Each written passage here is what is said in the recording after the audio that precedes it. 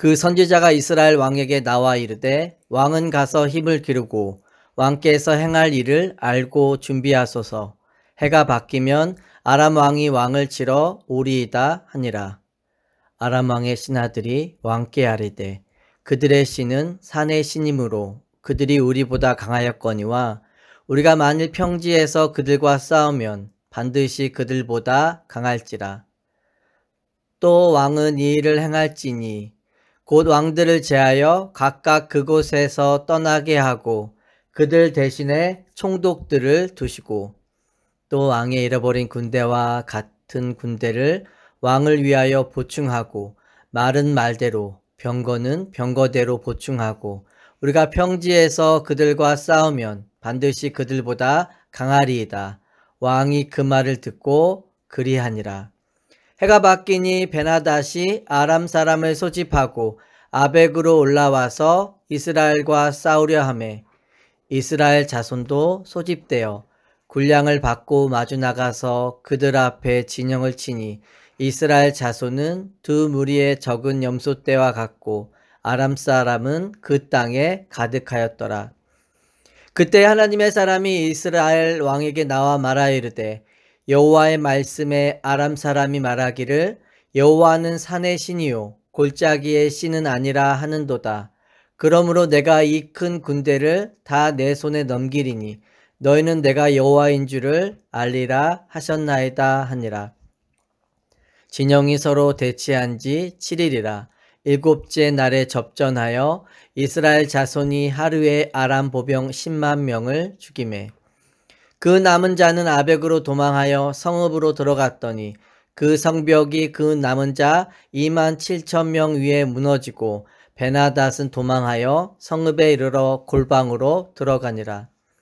그의 신하들이 그에게 말하되 우리가 들은즉 이스라엘 집의 왕들은 인자한 왕이라 하니 만일 우리가 굵은 배로 허리를 동이고 테두리를 머리에 쓰고 이스라엘의 왕에게로 나아가면 그가 혹시 왕의 생명을 살리리이다 하고 그들이 굵은 배로 허리를 동이고 테두리를 머리에 쓰고 이스라엘의 왕에게 이르러 이르되 왕의 종 베나닷이 청하기를 내 생명을 살려주옵소서 하더이다.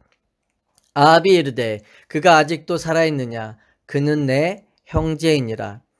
그 사람들이 좋은 징조로 여기고 그 말을 얼른 받아 대답하여 이르되 베나닷은 왕의 형제이니이다. 왕이 이르되 너희는 가서 그를 인도하여 오라. 베나닷이 이에 왕에게 나오니 왕이 그를 병거에 올린지라. 함께 읽겠습니다. 베나닷이 왕께 아뢰되 내 아버지께서 당신의 아버지에게서 빼앗은 모든 성읍을 내가 돌려보내리이다. 또 내 아버지께서 사마리아에서 만든 것 같이 당신도 다메섹에서 당신을 위하여 거리를 만드소서. 아합이 이르되 내가 이 조약으로 인해 당신을 놓으리라 하고 이에 더불어 조약을 맺고 그를 놓았더라. 아멘. 22절에 보면 선지자가 아합에게 조언을 합니다. 겨울의 시즌이 끝나고 봄이 오면 아람이 재차 공격을 하게 될 것입니다. 그러니 전쟁을 위해 어떻게 해야 하는지 해법을 제시해주고 있습니다. 우리의 삶에도 한 번의 믿음의 승리를 거두었다고 해서 안일하게 있지 않기를 바랍니다. 영적인 전쟁은 가시적으로 드러나지 않아도 끊임없음을 보게 됩니다. 우리를 향한 원수의 공격이 끊이지 않는 것입니다. 그래서 우리는 영적으로 늘 깨어서 살아야 합니다. 전쟁은 평안할 때 준비해야 하는 것입니다. 전쟁이 벌어졌을 때 준비하면 늦은 거죠. 우리의 영적인 생활 또한 마찬가지입니다. 기도가 필요한 절박한 순간에 기도할 수 있는 것도 은혜이지만 기도는 평안할 때 해야 합니다. 그래야 결정적인 순간에 기도의 능력을 경험하게 될 줄 믿습니다. 삶의 문제 해결과 동시에 내가 주인된 자리로 다시 돌아가는 것이 아니라 하나님의 주권을 믿고 의지하며 살아갈 수 있기를 원합니다. 23절에 보면 아람 사람들은 이스라엘에게 패한 후 그 패한에 대해 의논합니다. 그들은 산에서 싸워 패하였으므로 평지에서 싸운다면 자신들이 승리할 것이라는 결론을 맺습니다. 왜냐하면 이스라엘이 믿는 신을 산의 신이라 그들이 산에서만 강하다고 생각했기 때문입니다. 그래서 25절을 통해 알 수 있듯이 아람은 말과 병거를 보충하여 평지에서 싸우면 이길 것이다 라고 확신하게 됩니다. 자, 해가 바뀌어 아람과 이스라엘이 군대를 소집해 전쟁을 치르게 됩니다. 이때 이스라엘은 염소 무리처럼 적은 군대를 이루어 온 땅을 뒤덮은 아람 사람의 큰 군대와 마주서게 됩니다. 28절에 보시면 그때 하나님의 사람이 이스라엘 왕에게 나와여 말하여 이르되 여호와의 말씀에 아람 사람이 말하기를 여호와는 산의 신이요 골짜기의 신은 아니라 하는도다. 그러므로 내가 이 큰 군대를 다 내 손에 넘기리니 너희는 내가 여호와인 줄을 알리라 하셨나이다 하니라. 이스라엘이 위기에 처한 순간 하나님의 사람이 나와 그들을 이스라엘 손에 넘겨줄 것을 약속해 줍니다. 본문을 보면 그렇게 될 수밖에 없는 이유에 대해 분명히 말해주고 있습니다. 아람은 이스라엘의 전쟁을 두고 여호와의 이름을 들먹이고 있습니다. 이스라엘과 아람의 전쟁 이전에 그들이 믿는 신과 이스라엘이 믿는 신의 전쟁이기도 합니다. 그래서 선지자의 말을 통해 알 수 있듯이 하나님이 이 전쟁에 개입하시는 이유는 분명합니다. 여호와는 산과 골짜기만의 신은 아니라는 것과 내가 여호와인 줄을 분명히 알리려는 것입니다. 즉 하나님의 자기 계십니다.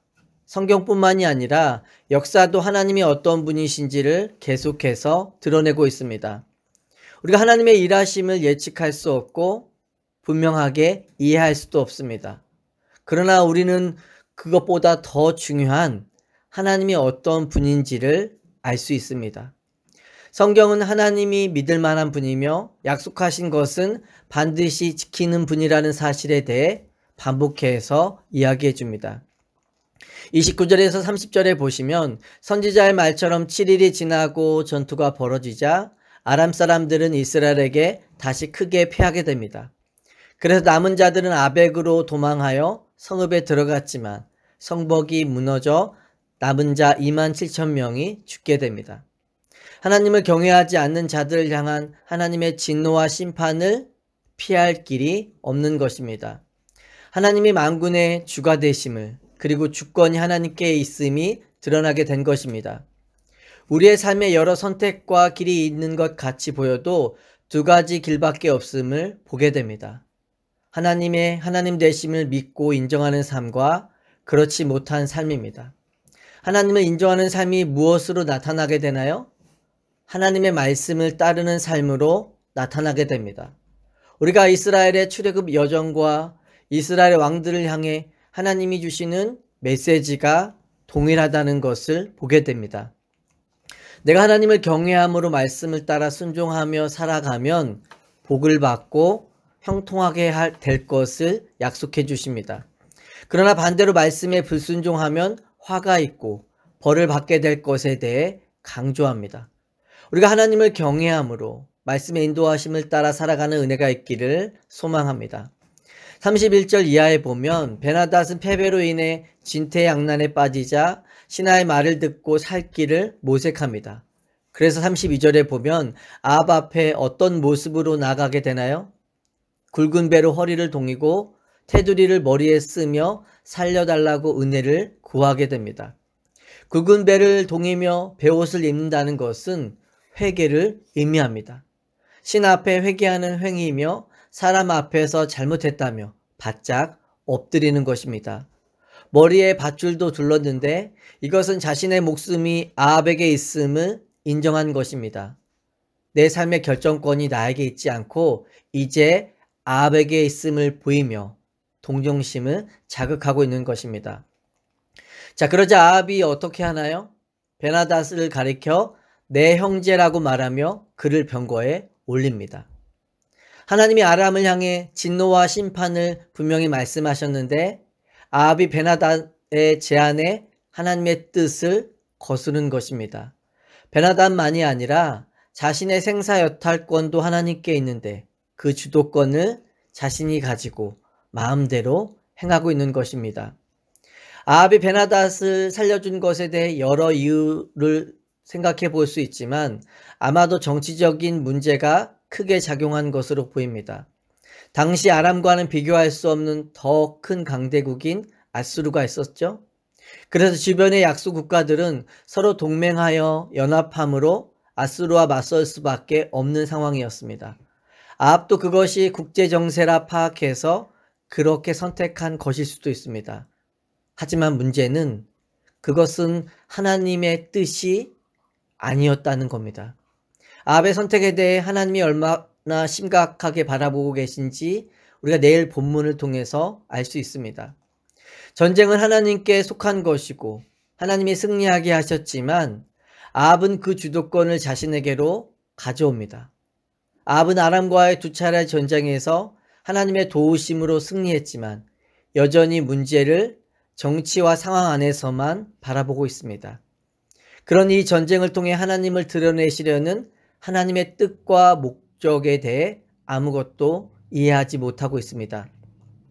우리가 갈멜산 사건을 통해서도 알 수 있듯이 아합은 하나님의 살아계심을 경험했지만 여전히 하나님과 반대편에 서 있습니다. 우리가 아합의 삶을 보면 순간의 어려움으로 회개하는 것 같은 모습을 보여주기도 합니다. 그러나 여전히 하나님을 경외하지 않는 자의 일관된 모습을 보여주죠. 삶의 모든 결정권은 아합에게 있지 않습니다. 그러나 아합은 여전히 그 결정권을 자신이 쥐고 살아가게 되죠. 하나님의 뜻이 아닌 교만함으로 인해 모든 것을 자기 마음대로 결정합니다. 아합의 모습을 보면서 우리도 아합과 같이 행동할 때가 있음을 깨닫게 됩니다. 문제가 생기고 해결할 수 없을 때 하나님이 하나님 되심을 인정하며 은혜를 구합니다. 하지만 문제가 해결되면 어느새 하나님 자리에 내가 다시 앉아있음을 발견하게 됩니다. 문제가 있을 때는 하나님의 뜻과 길을 찾아 문제를 해결해 보려고 합니다. 하지만 괜찮을 때는 본성과 원함에 이끌려 모든 것을 거침없이 결정해 나가는 모습을 보게 됩니다. 우리가 문제가 해결된 자리에서만 하나님 되심을 고백하는 자들이 아니라 모든 것이 잘 되어질 때도 동일한 믿음의 고백을 따라 살아갈 수 있기를 소망합니다. 우리가 내 삶의 모든 결정권이 나에게 있는 것이 아니라 하나님께 있음을 온전히 믿고 고백하며 살아가는 자들이 되기를 원합니다. 내가 하나님의 되심을 믿으며 경외한다고 하면서도 말씀과 다른 길을 가고 있다면 내 안에 두 마음을 품고 살아가고 있는 것입니다. 하나님은 우리가 하나님만을 경외함으로 그분의 통치와 인도하심 가운데 살 것을 부탁하지 않으셨습니다. 하나님의 선명한 기준과 의에 따라 살아갈 것을 명령하셨습니다. 우리가 나의 행위의 근거에 구원받은 자가 아니라 은혜로 구원받은 자이기 때문입니다. 우리가 은혜로 구원받았다는 것이 무엇을 통해 드러나게 되나요? 하나님의 말씀을 따라가고 그 통치 안에 살아가는 삶으로 나타나게 됩니다. 왜냐하면 우리가 얻은 구원이 나의 조건과 자격과 열심으로 주어진 것을 믿고 살아가는 자가 아니기 때문입니다. 은혜로 주어진 것을 믿고 은혜 안에 살아가는 자이기 때문입니다. 오늘도 하나님의 주권을 온전히 믿고 의지하며 말씀의 인도하심을 따라 살아갈 수 있는 은혜가 있기를 예수 그리스도의 이름으로 축원합니다.